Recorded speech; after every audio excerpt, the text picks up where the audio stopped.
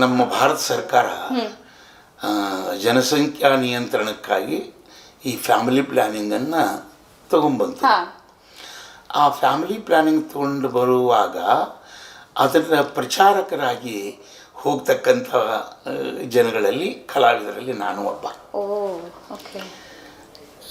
ನನ್ನನ್ನು ಕರೆಸಿಕೊಂಡಿರ್ತಕ್ಕಂಥ ಆಫೀಸರ್ಸು, ಆ ಸಿಬ್ಬಂದಿ ವರ್ಗ, ಆ ಪ್ರಚಾರ ಮಾಡ್ತಕ್ಕಂಥ ಆ ಹೆಣ್ಮಗಳು ಅಧಿಕಾರಿ ಒಂದು ವಿಶೇಷ ಭಗವಂತ ಸೌಂದರ್ಯ ಕೊಟ್ಟಿದ್ದ ಆ ಹೆಣ್ಮಗಳಿಗೆ.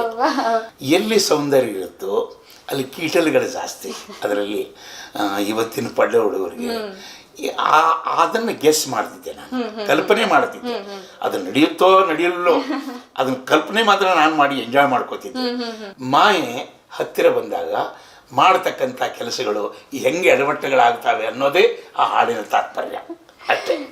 ಸರ್, ಇನ್ನು ಈ ಜಾನಪದ ತಳ ಯಾವತ್ತೂ ಸತ್ಯದ ತಳ ರೀ, ನಿಜವಾಗಿರ್ತಕ್ಕಂಥ ತಳ ಅದು. ನನ್ನ ಜನಪದ ಎಂದೂ ಅಳೆಯಂಗಿಲ್ಲ ರೀ, ಎಂದೂ ಮುಗಿದು ಹೋಗತಕ್ಕಂಥ ಜನಪದ ಅಲ್ಲ. ಏನಂದ್ರೆ ಅಳಿವಿನ ಅಂಚಿನಲ್ಲಿ ಇದೆ ಅಂತ ಹೇಳ್ತಾರೆ. ಅದು ಹೆಂಗೆ ಅಳಿವಿನ ಅಂಚಿನಲ್ಲಿ ಇರುತ್ತೆ ರೀ, ಅದಕ್ಕೊಂದು ಗ್ರಹಣ ಹಿಡಿದಿದೆ ಅಷ್ಟೇ. ಇವತ್ತಿನ ಜನ್ರೇಷನ್ನು ಅದ್ರ ಮೇಲೆ ಇವರೇ ರಾಹುಕೇತುವಾಗಿಬಿಟ್ಟಿದ್ದಾರೆ. ಅದು ಒಂದು ಗ್ರಹಣ ಹಿಡಿದಿದೆ ರೀ.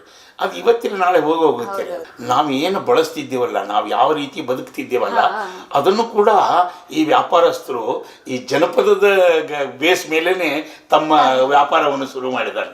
ಹಳ್ಳಿ ಮನೆ, ಅಜ್ಜಿ ಮನೆ, ಹಳ್ಳಿ ಊಟ, ಹೋಳ್ಗಿ ಮನೆ, ಇದನ್ನ ನೋಡ್ರಿ ಇವತ್ತು ಏನಾಗಿದೆ ಅಂತಂದ್ರೆ ಅಳಿದು ಹೋಗಿರ್ತಕ್ಕಂಥದ್ದು ಅಳಿದು ಹೋಗಿಲ್ಲ, ಅದು ಅದ್ರ ಮೇಲೆ ಏನೋ ಒಂದು ಮಂಕ್ ಹಿಡಿದಿತ್ತಲ್ಲ, ಅದನ್ನು ಧೂಳ ಹೊಡೆದು ಮತ್ತೆ ಅದರ ಮೇಲೆ ವ್ಯಾಪಾರ ಮಾಡ್ತಕ್ಕಂಥ ಸಂದರ್ಭ ಇದು.